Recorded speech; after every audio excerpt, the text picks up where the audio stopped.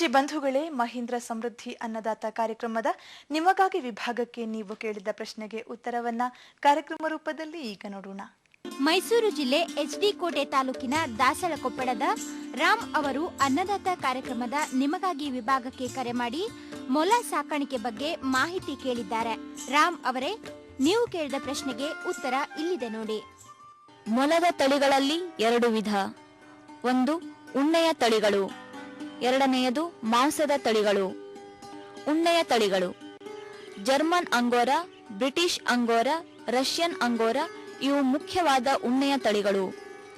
ಮಾಂಸದ ತಳಿಗಳು: New Zealand white, grey giant, Soviet chinchilla, Dutch black brown ಇತ್ಯಾದಿಗಳು ಮುಖ್ಯ ಮಾಂಸದ ತಳಿಗಳು. ಈ ತಳಿಯ ಮೊಲಗಳು 10 ರಿಂದ 12ನೇ ವಾರದಲ್ಲಿ ಸರಾಸರಿ 2 ಕೆಜಿ ತೂಕವನ್ನು ಹೊಂದಿರುತ್ತವೆ. ಒಂದು ವಯಸ್ಕ ಮೊಲವು 3.5 ರಿಂದ 4.5 ಕಿಲೋಗ್ರಾಂ ತೂಕದವರೆಗೂ ಬೆಳವಣಿಗೆ ಹೊಂದುತ್ತದೆ. ಮೊಲಗಳು ಓಡಿ ಹೋಗದಂತೆ ನೋಡಿಕೊಳ್ಳಲು ಮತ್ತು ಮಳೆ, ಗಾಳಿ, ಬಿಸಿಲಿನಿಂದ ತೊಂದರೆ ಅನುಭವಿಸದಂತೆ ನಿರ್ವಹಣೆ ಮಾಡಲು ಸೂಕ್ತ ವಸತಿಯು ಅವಶ್ಯಕವಾಗಿರುತ್ತದೆ. ಸ್ಥಳೀಯವಾಗಿ ದೊರಕುವ ಸಾಮಗ್ರಿಗಳಿಂದಲೇ ವಸತಿಯನ್ನು ನಿರ್ಮಿಸಿ ಖರ್ಚು ಕಡಿಮೆ ಮಾಡಿಕೊಳ್ಳಬೇಕು. ನೆಲ ಮಣ್ಣಿನದ್ದಾದರೆ ಮೂತ್ರವನ್ನು ಸುಲಭವಾಗಿ ಹೀರಿಕೊಳ್ಳುತ್ತದೆ. ಸಿಮೆಂಟಿನ ನೆಲವಾದರೆ ತೇವಾಂಶ ಹೆಚ್ಚಾಗದಂತೆ ನೋಡಿಕೊಳ್ಳಲು ಇಳಿಜಾರು ಮತ್ತು ಒಳಚರಂಡಿ ವ್ಯವಸ್ಥೆ ಇರಬೇಕು. ವಾಣಿಜ್ಯ ದೃಷ್ಟಿಯಿಂದ ಹೆಚ್ಚಿನ ಸಂಖ್ಯೆಯಲ್ಲಿ ಮೊಲ ಸಾಕಣೆ ಮಾಡುವವರು ಪಂಜರ ಪದ್ಧತಿಯನ್ನು ಅಳವಡಿಸಿಕೊಳ್ಳಬಹುದು. ಪಂಜರದ ಜಾಲರಿಯಿಂದ ಮಲಮೂತ್ರ ಸುಲಭವಾಗಿ ಹೊರಹೋಗುವಂತಿರಬೇಕು. ಪ್ರೌಢಾವಸ್ಥೆ ತಲುಪಿದ ಮೊಲಗಳನ್ನು ತಾಯಿಯಿಂದ ಬೇರ್ಪಡಿಸಿ ಗೂಡಿನಲ್ಲಿರಿಸಬೇಕು. 3 ತಿಂಗಳು ಮತ್ತು ಅದರ ನಂತರದ ವಯಸ್ಸಿನ ಮೊಲಗಳ ಪಂಜರದ ಎತ್ತರವು 45 ಸೆಂಟಿಮೀಟರ್ಗಿಂತ ಕಡಿಮೆ ಇರದಂತೆ ಗಮನಹರಿಸಬೇಕು. ಈ ಎತ್ತರದ 0.56 ಚದರ್ ಮೀಟರ್ ವಿಸ್ತೀರ್ಣದ ಪಂಜರವೊಂದರಲ್ಲಿ ಒಂದು ಸಂತಾನೋತ್ಪತ್ತಿಗೆ ಸೂಕ್ತವಾದ ಗಂಡು ಅಥವಾ ಹೆಣ್ಣು, ಒಂದು ವಯಸ್ಕ ಹೆಣ್ಣು ಮತ್ತು ಅದರ 4 ವಾರದವರೆಗಿನ ಮರಿಗಳು, ಇಲ್ಲವೇ 8 ರಿಂದ 10 ವಾರದವರೆಗಿನ 8 ಮೊಲಗಳನ್ನು ಸಾಕಬಹುದು. ಪಂಜರದ ಒಳಗೆ ಆಹಾರವನ್ನು ಒದಗಿಸಲು ಬಟ್ಟಲಾಕಾರದ ಅಲ್ಯೂಮಿನಿಯಂ ಪಾತ್ರೆಗಳನ್ನು ಬಳಸಬಹುದು ಮತ್ತು ನೀರಿಗಾಗಿ ಬಟ್ಟಲಿನ ಆಕಾರದ ನೀರುಣಿಕೆ ಅಥವಾ ಬಾಟಲಿಯ ನೀರುಣಿಕೆಗಳನ್ನು ಉಪಯೋಗಿಸಬಹುದು. 3 ರಿಂದ 4 ವಾರಗಳವರೆಗೂ ಮರಿಗಳು ತಾಯಿ ಹಾಲನ್ನೇ ಅವಲಂಬಿಸಿರುತ್ತವೆ.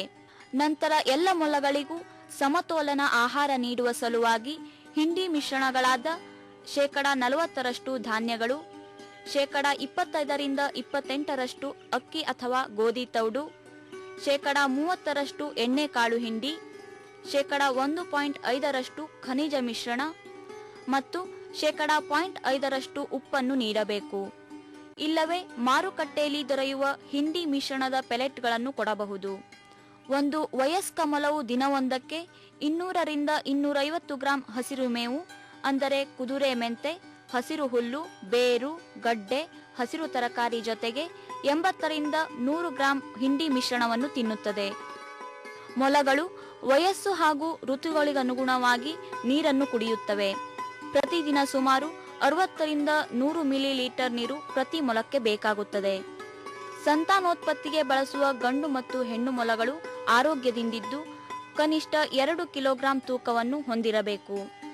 ಗಂಡು ಮೊಲ 8 ರಿಂದ 12 ತಿಂಗಳುಗಳಲ್ಲಿ ಸಂತಾನೋತ್ಪತ್ತಿಗೆ ಸೂಕ್ತವಾಗಿರುತ್ತದೆ. ಪ್ರತಿ 3 ದಿನಕ್ಕೆ ಒಂದು ಹೆಣ್ಣು ಮೊಲದ ಜೊತೆ ಬಿಟ್ಟು ಸಂಯೋಜನೆ ನಡೆಸಬೇಕು. ಯಾವಾಗಲೂ ಹೆಣ್ಣು ಮೊಲವನ್ನು ಗಂಡಿನ ಗೂಡಿಗೆ ಕರೆದುಕೊಂಡು ಹೋಗಬೇಕು. ಸಂಯೋಜನೆ ನಂತರ 2 ಮೊಲಗಳು ಅರೆ ಪ್ರಜ್ಞಾವಸ್ಥೆ ಅನುಭವಿಸುತ್ತವೆ. ಕ್ರಿಯೆ ನಡೆದ ತಕ್ಷಣ ಹೆಣ್ಣನ್ನು ಬೇರ್ಪಡಿಸಬೇಕು. ಗರ್ಭಧಾರಣೆಯ ಅವಧಿಯು 30 ರಿಂದ 32 ದಿನಗಳಾಗಿದ್ದು ಪ್ರತಿ ಬಾರಿಯೂ ಮೊಲವೊಂದು 4 ರಿಂದ 8 ಮರಿಗಳನ್ನು ಈಯುತ್ತದೆ. ಹುಟ್ಟಿದಾಗ 30 ರಿಂದ 80 ಗ್ರಾಂ ತೂಕವಿರುವ ಮರಿಗಳು 5 ರಿಂದ 6ನೇ ತಿಂಗಳುಗಳಲ್ಲಿ ವಯಸ್ಸಿಗೆ ಬಂದು 2.5 ರಿಂದ 3.5 ಕಿಲೋಗ್ರಾಂ ತೂಕವನ್ನು ಪಡೆದು ಸಂತಾನ ಕ್ರಿಯೆಗೆ ಸಿದ್ಧವಾಗುತ್ತವೆ. ಮೊಲದ ಮನೆಯನ್ನು ಶುಚಿಯಾಗಿಡುವುದರಿಂದ ರೋಗಗಳು ಹರಡುವುದನ್ನು ತಪ್ಪಿಸಬಹುದು. ಕಾಕ್ಸಿಡಿಯಾ, ಗಂಟಲು ಬೇನೆ ಮತ್ತು ಹೊರ ಪರಾವಲಂಬಿಗಳಿಂದ ಬರುವ ಮೆಂಜ್ ಕಾಯಿಲೆಯಿಂದ ಮೊಲಗಳು ಹೆಚ್ಚಾಗಿ ಬಳಲುತ್ತವೆ. ಈ ರೋಗಗಳ ಲಕ್ಷಣ ಕಂಡ ಕೂಡಲೇ ಪಶುವೈದ್ಯರಿಂದ ಚಿಕಿತ್ಸೆ ಮಾಡಿಸಬೇಕು. ಇನ್ನು ಖರ್ಚು ಮತ್ತು ಲಾಭದ ವಿಷಯಕ್ಕೆ ಬಂದರೆ ಪ್ರತಿಯೊಂದು ಯೂನಿಟ್ನಲ್ಲಿ 10 ಹೆಣ್ಣು ಮತ್ತು 2 ಗಂಡು ಮೊಲಗಳಿರುತ್ತವೆ. ಒಂದು ಮೊಲವು ಪ್ರತಿ ಸಲ 5 ಮರಿಗಳಂತೆ 6 ಬಾರಿ ಈಯುತ್ತದೆ.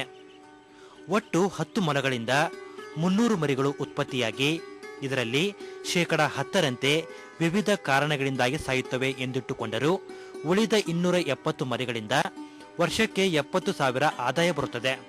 ಇದರಲ್ಲಿ ಮೊಲಗಳ ಬೆಲೆ, ಆಹಾರ, ಔಷಧಿ ಮತ್ತು ಕೂಲಿ ಆಳುಗಳ ಖರ್ಚು ಒಟ್ಟು 30,000 ಆಗುತ್ತದೆ. ಅಂದರೆ ಒಂದು ಯೂನಿಟ್ನಿಂದ 1 ವರ್ಷಕ್ಕೆ ದೊರೆಯುವ ನಿವ್ವಳ ಲಾಭ 40,000 ರೂಪಾಯಿಗಳು. ದಾವಣಗೆರೆ